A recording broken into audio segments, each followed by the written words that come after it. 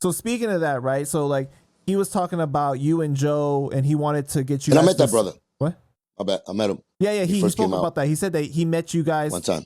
He met you one time in the studio when he came to check somebody that was talking Shout shit out to about Cano. him after he. Yeah, I didn't even know he was there for that. Yeah. But yeah, that was that type of real environment. Shout out to Kano, you know what I'm saying? Porilla, Zay, all them niggas out there, man. 326, the whole movement. I fuck with all of them, you know what I'm saying? My brothers, you know what I'm saying? For years.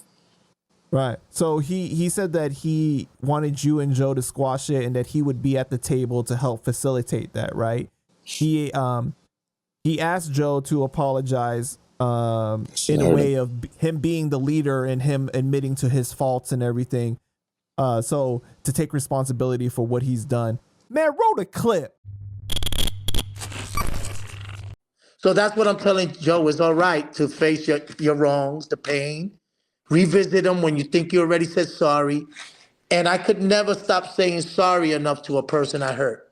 Because if their trauma continues, it's a word that I could say to reassure them that I am living it with them and I'm still remorseful to the day till they get to the strength where they could forgive me and just respect me. And I think that's what I'm saying to Joe, right? As me as a leader, it's going to hurt and it's going to be embarrassing because some of the shit they say might not be true. Some of it is going to be true. But what is the value of you going sit down and giving that to the community as the leader? So maybe this will rest. And like you said, because Cuban them will follow, they're going to follow as long as they still see you as a leader because you're still alive and you're still there. I know people, bad leaders, we put them to rest. So with Joe, I know his life has been a long one in this game, and then he's been around for everybody to criticize like me. And it's easy to do that. But he's got to be the leader like I am. And I'm not saying I'm great, but everybody knows I try to revisit those I hurt so I could clear the path for tomorrow and for us to have a better, as a Latin kings and the nation, that those that say, Tone, you fucked up the move and you fell on your face. You left us for dead and you were preaching that good shit. Then when you left, look, we divided and we fell apart. You know what I say? You're right. I fucked it up. I was the leader. And as good as I was, I shouldn't have done that shit, man. You're right, shorty. What do you think about? I appreciate that. I appreciate nothing but great appreciation. Felt like, the way he put it, it's the importance that I give my life and our situation. So it's glad to see that somebody, somebody with that stature, with that experience, with that street resemblance, like to us, which is a leader. You know what I'm saying? Like somebody like a concierge. You go and discuss things, and he'll come up with the answer. Actually, that was one situation that not to veer off from that, but I just caught a flashback right now of when we was having me and Joe was having a little, like in the beginning, we later on already when I was I was about to drop my album, we was having disagreements, and Pun, I think it was the same time of Pun and him was, Pun told him lower the number, that 50% shit, and he was going back and forth, so he kind of lost a little bit.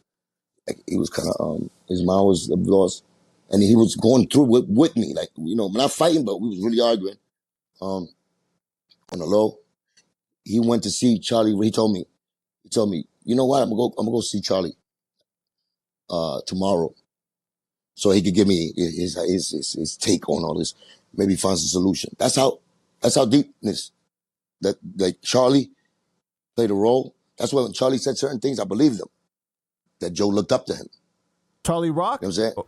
Charlie Rock. Okay. So he went to see Charlie Rock because we was having you know what I'm saying?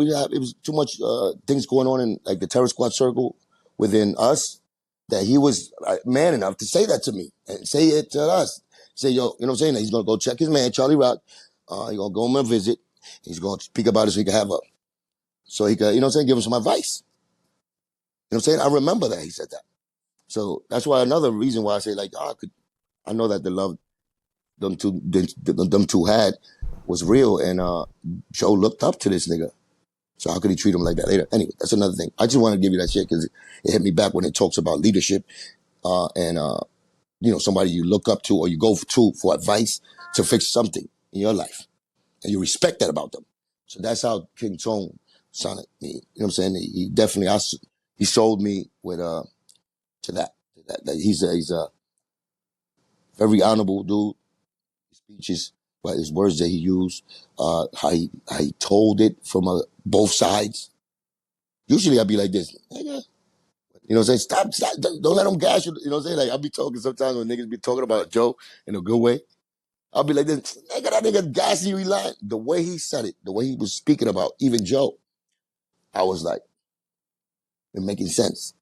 You felt that he was That fair. means he was really down the middle fair to the point of speaking for the people, like a fan, speaking for the fans or the people or even family members that want to see this resolved.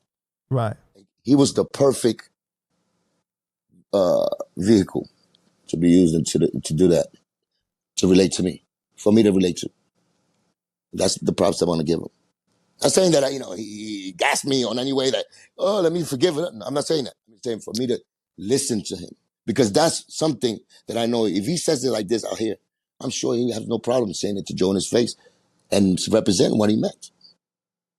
And what he meant and what I took that he meant and what he said was exactly how real niggas put down, they get to a room and they start talking. Just like, you know what I'm saying, by words like that, by explaining it like that.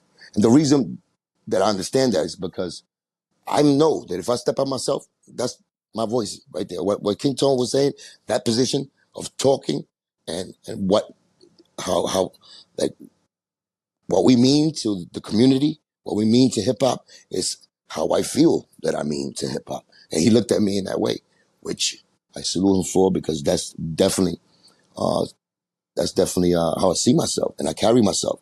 So when I do things, I know I don't want to shame my community. I want to let down my people, black, brown, white, whatever. My human race of people. I carry myself with the honor.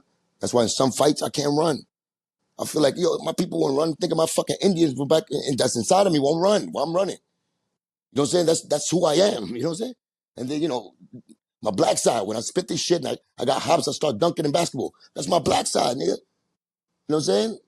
My conquering shit, as far as like conquering, to take my people and become bigger than as far as social level, to become higher in economic level and reach, you know what I'm saying, for that top, to be somebody known. That's my Spaniard side, conquerors. That's how I look at it. And those are the ingredients that I feel I represent with my heart and passion.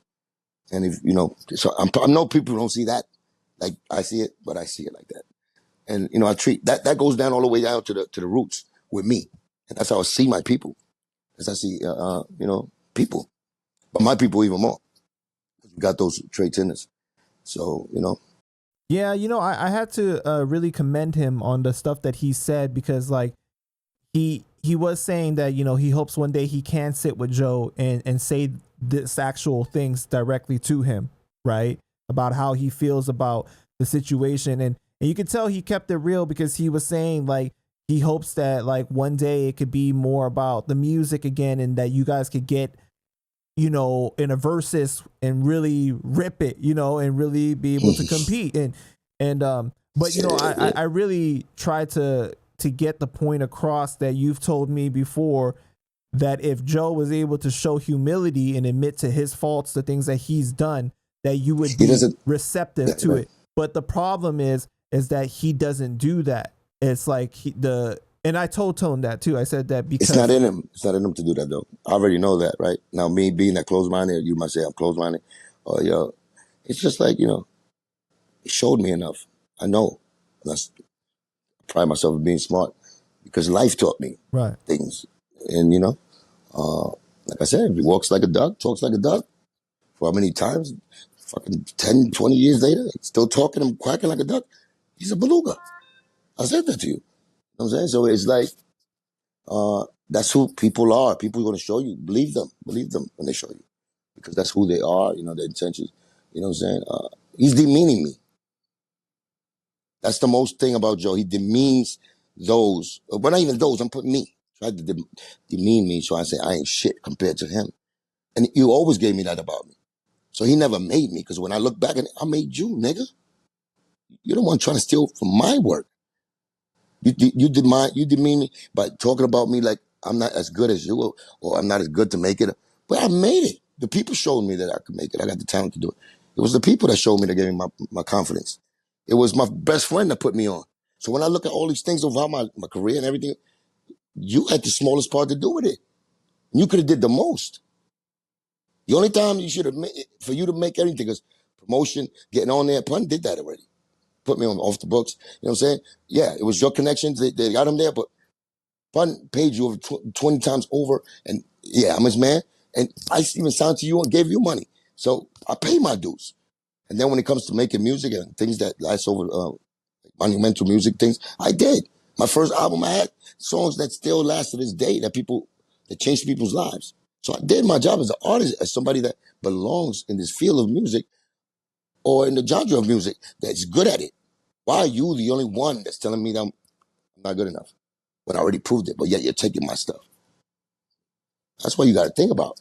So your intentions, even then, because that I just was too naive to still believe that, yo, we family, and Pun, the glue, he didn't want that to happen. So my brother, I can't go, you know what I'm saying? I held back a lot too, my brother. I did what I did, not be a yes man, because I can't be a yes man. Can't like that without, you know what I'm saying? I gotta love you. And even then, I'll tell you, motherfucker, you're a dickhead, you're wrong. I'll still tell you that, but on the low, with me and you, because I love you. But yeah, there's many things I held back and shit. Um, but I spoke. I got to speak the truth to make sense, not to start problems and anything. When I seen something funny or wrong that he was doing, especially about my business, I voiced my opinions. And maybe, that took him understanding I'm not a yes man, I'm not going to stay shut. And you cannot jerk me. Not like that. Not like you probably think you jerked other people. Or I'm not that type of soft nigga you could do that to. So, I wasn't even thinking about that, because you're my friend now. We went through a lot of things to get this together.